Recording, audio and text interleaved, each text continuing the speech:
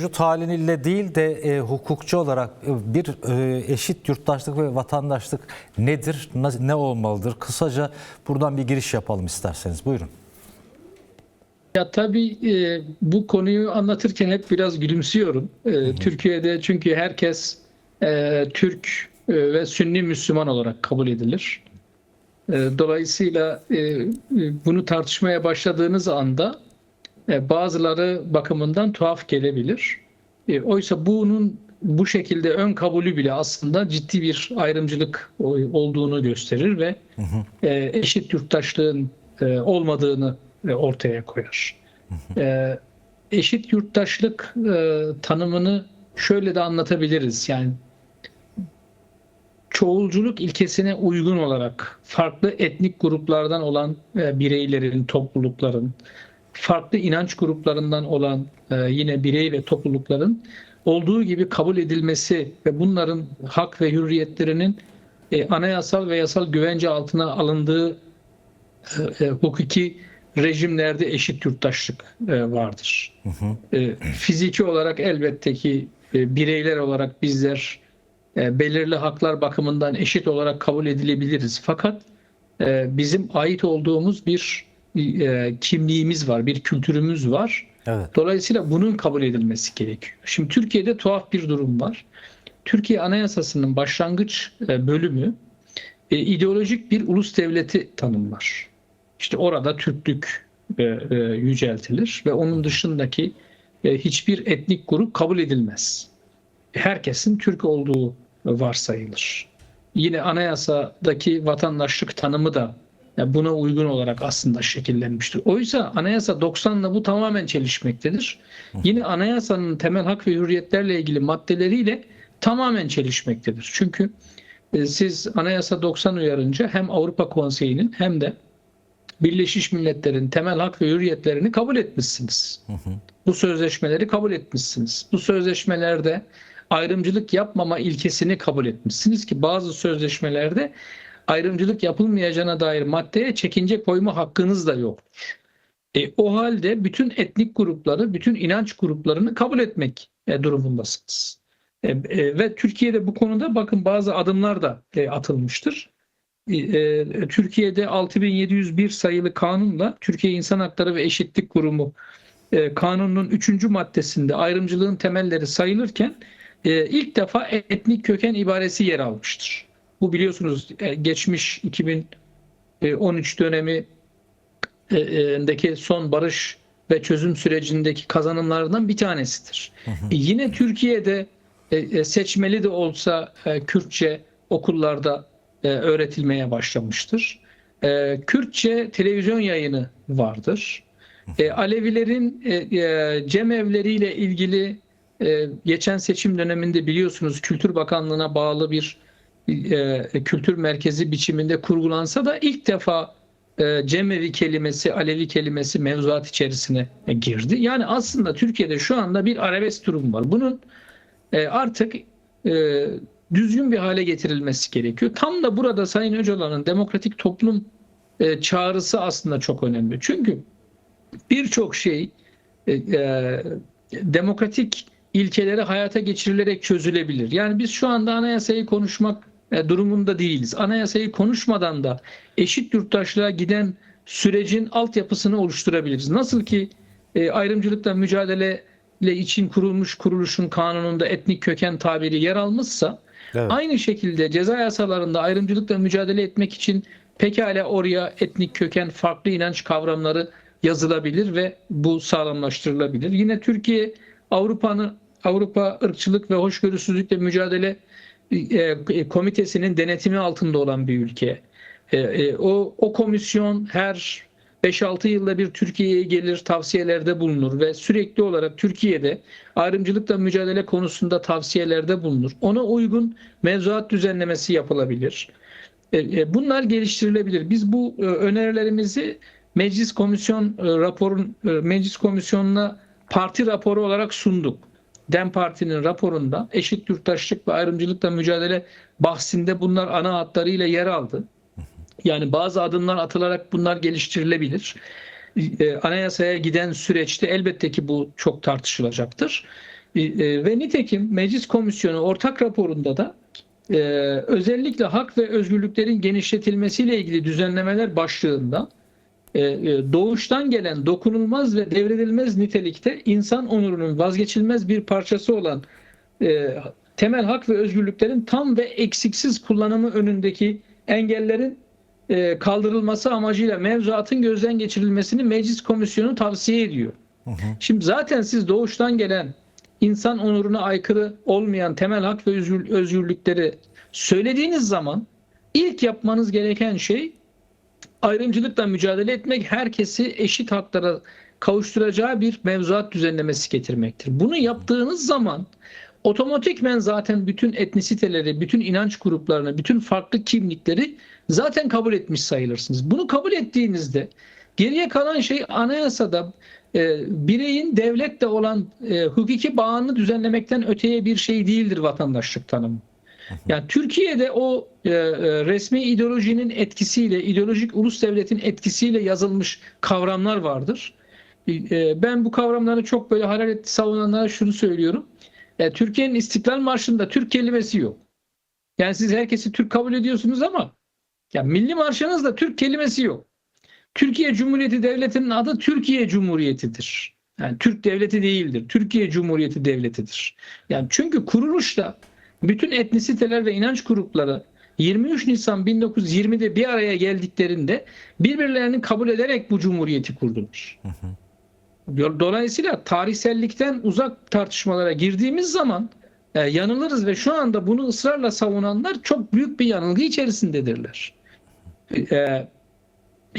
Yarın 23 Nisan 1920'de meclis açıldığında Kürtler son meclisi Osmanlı Meclisi Mebusanı'nın Kürdistan vekillerinden geriye kalan Kürt vekiller gelip katıldılar. Evet. Farklı bölgelerin vekilleri gelip katıldılar. Farklı inanç gruplarının temsilcileri, Alevilerin temsilcileri gelip katıldılar.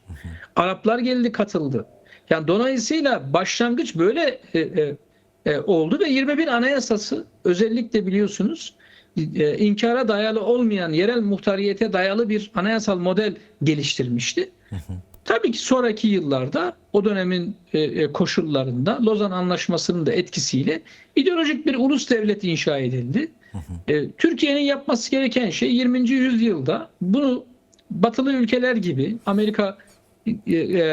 Amerika'nın gelişimi farklı ama İngiltere gibi, Almanya gibi, İtalya gibi, İspanya gibi, Fransa gibi değişim ve dönüşümü gerçekleştirmekti.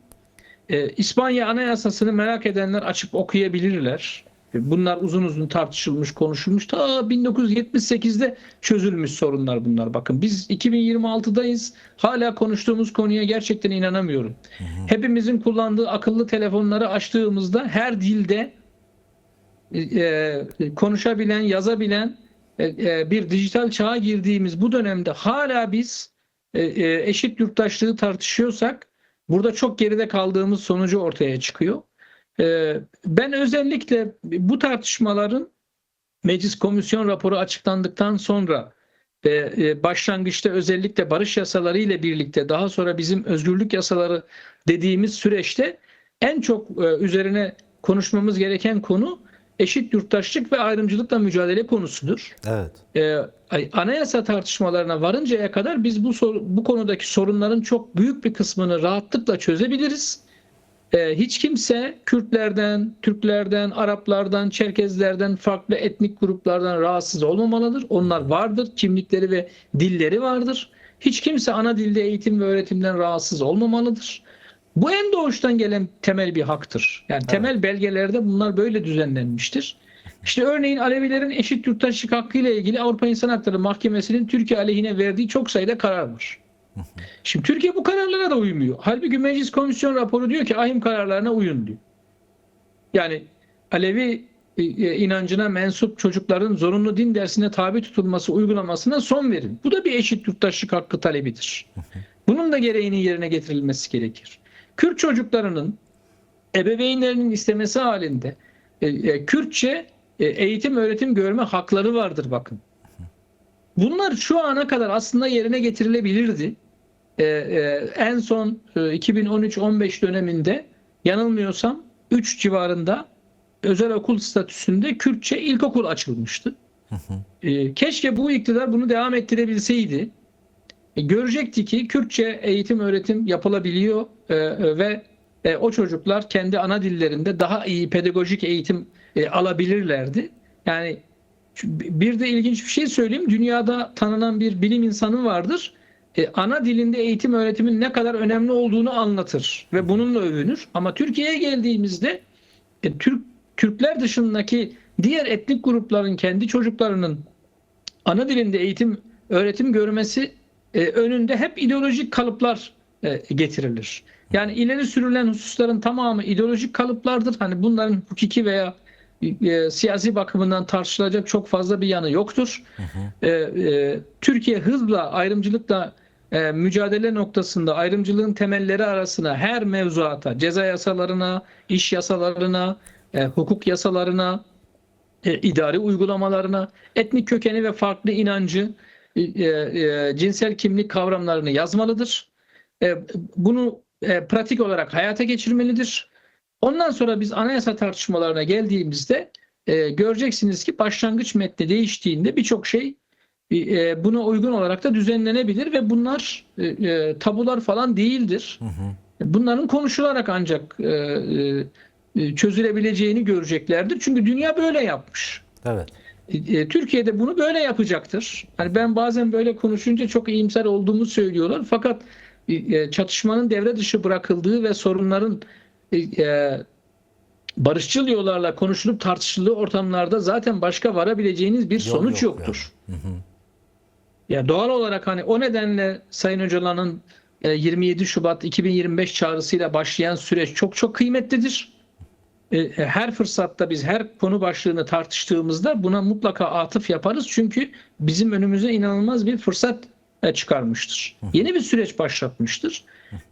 Orada da demokratik toplumu söylüyor. Yani demokratik toplum çoğulcu toplumdur, açık toplumdur, katılımcı toplumdur.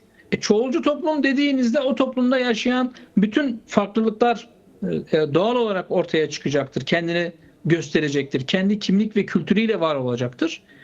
Bu Avrupa'da başarılmıştır. Dünyanın birçok ülkesinde başarılmıştır. Türkiye'de de çok rahatlıkla gerçekleştirilebilir. Ben özellikle merak edenler bakımından hem partilerin meclis komisyonuna sunduğu rapora bakmalarını hem de meclis komisyonunun özellikle demokrasi başlığı altındaki hak ve özgürlüklerin genişletilmesiyle ilgili düzenlemelerin hemen birinci paragrafını dikkatlice okumalarını tavsiye ederim. Orada aslında tamamen insan haklarına dayalı, hiç kimsenin inkar edilmediği, herkesin hakkının teslim edildiği bir tanım aslında yapılıyor. Bu bize yol gösteriyor. Bunu pekala hayata geçirmek şimdi siyasi partilerin elindedir. Umarız başlangıçta hemen bir barış yasasıyla süreci ilerletiriz ve ondan sonra bu barış yasasının hayata geçmesiyle birlikte özgürlük alanını genişletecek, eşit yurttaşlığı pekiştirecek uygulamaların gerçekleşmesi gerekiyor. Daha sonra nihai olarak zaten bu süreç, adı üstünde bakın süreç diyoruz, nihai olarak zaten bir anayasa noktasına gelecektir. Yani anayasa tartışma noktasına gelecektir. Çünkü şu anki anayasa zaten yamalı bohçadır. Şu anki anayasa zaten birçok maddesi birbiriyle çelişmektedir. Birbiriyle tamamen tezattır. Zaten o nedenle bir anayasasızlık ortamında olduğumuzu da söylüyoruz. Yani hani bazı hak ve özgürlükler güvence altında olmasına rağmen kimsenin uymadığı bir anayasasız düzenle aslında karşı karşıyayız. Dolayısıyla aşama aşama bütün bunları konuşacağımız günleri görebiliriz diye düşünüyorum ama eşit yurttaşlık kavramı çok önemli. Biraz dar anlattım. Yani bunu biraz daha özgür yurttaş kavramıyla birlikte aslında anlatabiliriz de. Dolayısıyla özgür yurttaş olmak isteyen herkes kendisinden başlamak üzere etrafında bulunan herkesin özgürlük alanını hep aklında tutacak ve hakları için mücadele edecek. Yani bu aynı zamanda da bir özgür yurttaş mücadelesidir. Kimlik ve kültür mücadelesi aynı zamanda böyle bir şeydir. O bakımdan ben bu mücadelenin başarılacağını düşünüyorum. Çünkü biz haklarımızı istiyoruz sadece. Evet. Ve bunun şiddetsiz ve çatışmasız bir ortamda gerçekleşmesini istiyoruz. Bunun için artık şiddetin olmasına da gerek yok. Çünkü dünya bu çağı neredeyse geride bırakıyor. Türkiye hala bu çağı yakalamaya çalışıyor. Yani inanılmaz bir zihinsel dönüşüme de aslında ihtiyaç var. Yani kalkıp televizyonlarda uzun uzun anlatıyorlar. Ben de diyorum ki ya İstiklal Marşı'nızı okur musunuz diyorum. Ondan sonra susuyorlar. Çok çok teşekkür ederiz değerli Öztürk Türkdoğan. Başka bir programda da özgür yurttaşlık üzerine konuşuruz umarım ve dilerim. Evet, yani sağ o olun. çok çok önemli. Hepimiz önce özgür yurttaş olmayı başarabilirsek zaten eşit yurttaşlığın gerçekleşmesi koşullarını da oluşturmuş oluruz diye düşünüyorum.